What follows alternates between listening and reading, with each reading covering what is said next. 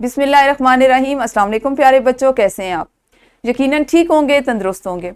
प्यारे बच्चों, आप जानते हैं हम उर्दू जमात सोम पढ़ रहे हैं और इसमें हमारा दरसी किताब का 8वां सबक जिसका उन्वान है खलाई साइंस, वो पढ़ने जा रहे हैं। आज हमने इसको 8वें से चौथे हिस्से में पढ़ना है और दरसी किताब का ये हमारा 8वां सबक है।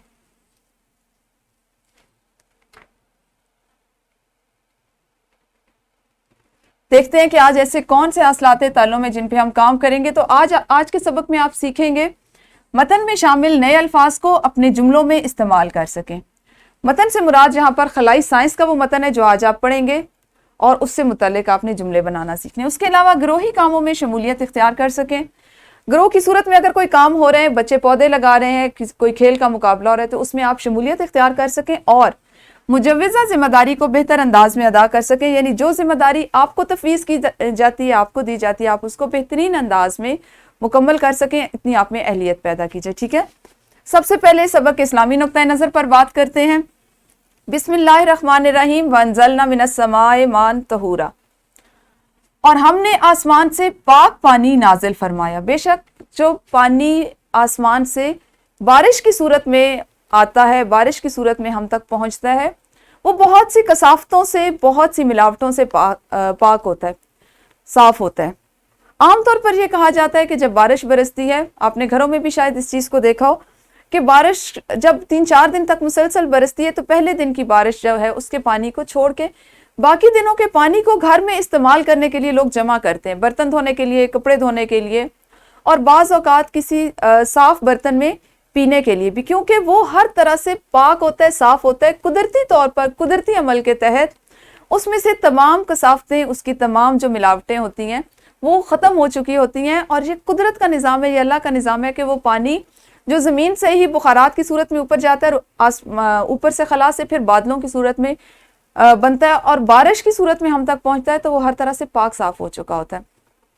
और ये करने वाला कोई और नहीं, सिर्फ़ और सिर्फ अल्लाह ताला है। बहैसियत मुसलमान हमें क्या चाहिए कि हम अल्लाह ताला की नेमतों के शुक्रगुजार रहें और उसकी नेमतों से फ़ायदा उठाते रहें। आइए जल्दी से हम करते हैं दोहराई, और दोहराई में चंद सवालात हैं जो आपसे पूछे जाएंगे, जो आपके इस सबक से या आप ये कह लें कि आपकी ज़िंदगी से मुतल्लिक़ है। जैसे अगर हम पंखा और बल्ब बिला वजह चलता छोड़ेंगे तो क्या नुकसान होगा। खुद को उस माहौल में ले जाएं कि आप घर के कमरे में मौजूद थे, वहाँ पे आप बैठे काम कर रहे थे, आपको बाहर आना पड़ा, बाहर आपने कोई और काम शुरू कर दिया, लेकिन जिस कमरे से आप उठे तो वहाँ पे पंखा भी चल रहा है और बिजली का बल्ब भी।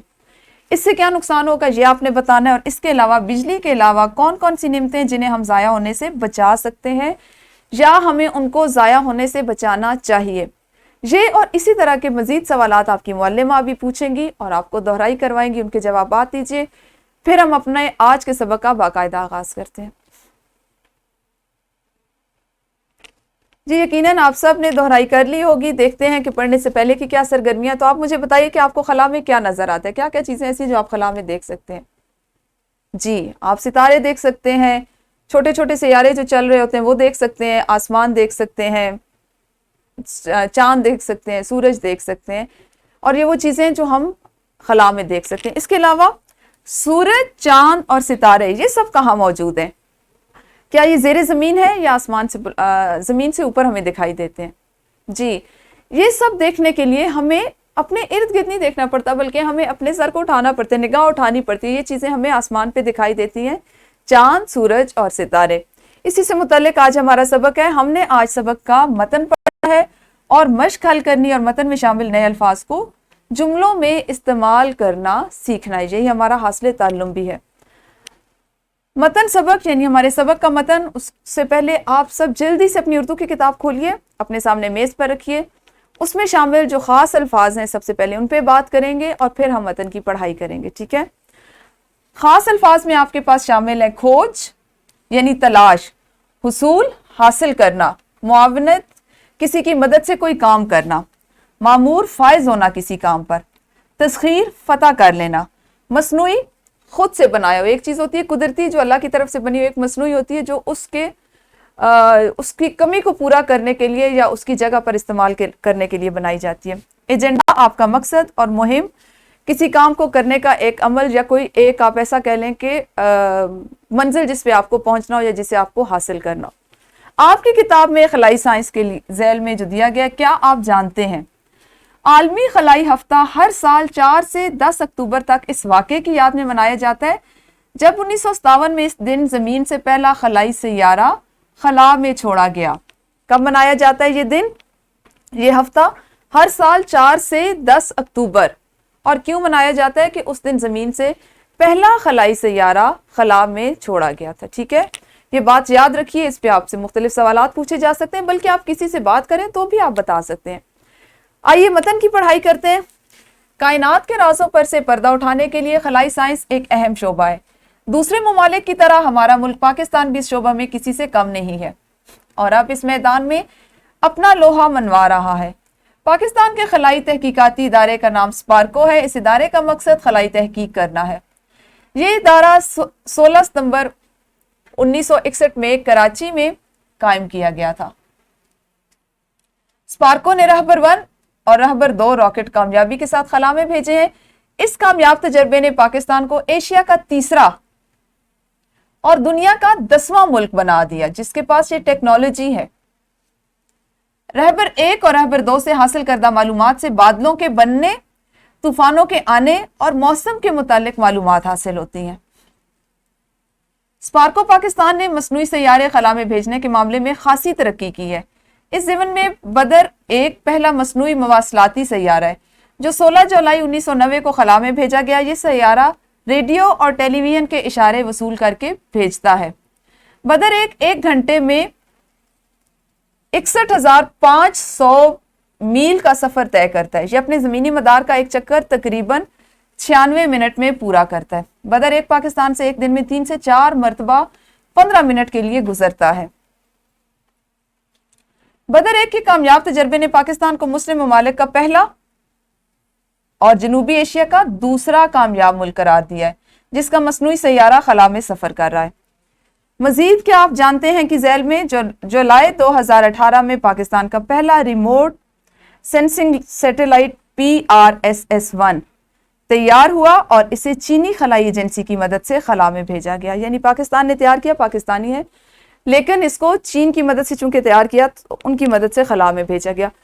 سبق کا وہ متن جو ہم نے آج پڑھا ہے، اگر آپ سوچیں تو اس میں کس قدر معلومات آپ کو فراہم کی گئی ہیں کہ ہمارے پاس جو ہم نے اپنے خلائی یا مصنوعی سیارے بنا رکھے ہیں جن کو ہم خلا میں بھیجتے ہیں، ان سے ہم کیا کیا فائدہ لے رہے ہیں، کس کس مقصد کے لیے ہم ان کو استعمال کرتے ہیں، ہمیں ان سے کون سی معلومات حاصل ہوتی ہیں۔ یہ اور اسی طرح کی دیگر چیزیں آپ انٹرنیٹ کی مدد سے، گوگل کی مدد سے تلاش کر کے پڑھا کریں، سیکھا کریں۔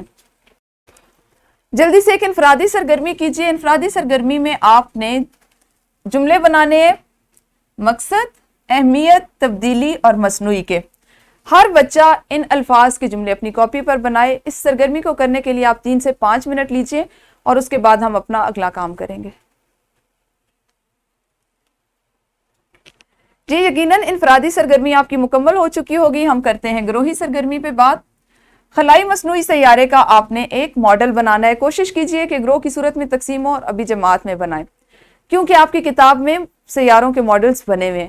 اگر ایسا ممکن نہیں تو آپ کی معلمہ آپ کو 2 گروہوں میں تقسیم کر کے آپ کو یہی کام گھر کے کام کے لیے تفویض کر دیں گی۔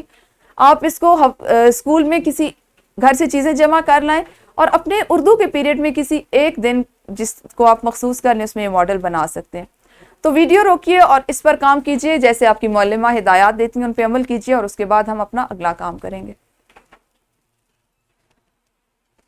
جی یقیناً آپ لوگوں نے گروہی سرگرمی کے بارے میں کوئی لائحہ عمل طے کر لیا ہوگا۔ اب ہم دیکھیں گے مشق میں۔ آپ کے سب سے پہلا سوال ہے کہ سبق کے بعض حصے، جیسے ہم نے متن کا ایک حصہ پڑھا، اس کو آپ نے باری باری پڑھنا ہے اور اس میں ذیل میں دیے گئے جو سوالات ہیں وہ زبانی بتانے ہیں۔ سوالات ہیں آپ کے پاس، سپارکو کون سے ملک کا ادارہ ہے جس کا آپ نے ابھی جواب دینا ہے۔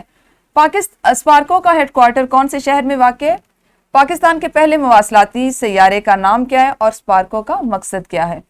اس کے علاوہ کتاب کا ہی سوال نمبر 2 جس میں آپ نے درست جواب کا انتخاب کرنا ہے، یہ بھی آپ ابھی جماعت میں کریں گے۔ اور جو الفاظ آپ کو جملے بنانے کے لیے دیے گئے ہیں، جن کے آپ نے کاپی پر جملے بنانے ہیں، یہ وہ الفاظ ہیں جو ابھی آپ نے انفرادی سرگرمی میں کی، اس سے ہٹ کر ہیں۔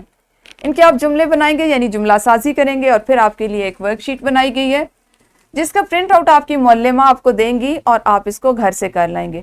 اس میں بھی آپ کو الفاظ کو جملوں میں استعمال کرنا سکھایا گیا۔ مزید گھر کے کام میں آپ نے نظام شمسی کا نمونہ تیار کر کے لانا ہے۔ اس نظام شمسی کا نمونہ جو ہے اس کو آپ اپنی اردو کی کاپی پر بنا سکتے ہیں، اور اس کے لیے آپ مدد انٹرنیٹ سے، گوگل سے بھی لے سکتے ہیں۔ یہ تھا ہمارا آج کا کام، جس میں آپ کو گروہ کی صورت میں کچھ کام کرنے کے لیے کہے گئے۔ یقیناً آپ کی معلمہ نے آپ کی رہنمائی کی ہوگی کہ گروہی سرگرمی میں جس بچے کے ذمہ جو کام آئے اس کو اس نے کس طرح سے سر انجام دینا اور کیسے کر کے لانا ہے۔ اس کے علاوہ آپ نے متن کی پڑھائی کی، اس سے متعلقہ سوالات کے جوابات دیے، اور متن میں شامل نئے الفاظ کو جملوں میں استعمال کرنا سیکھا۔ اسی سبق کے اگلے حصے کے ساتھ کل پھر ملیں گے، تب تک اپنا خیال رکھیے۔ اللہ حافظ، شکریہ۔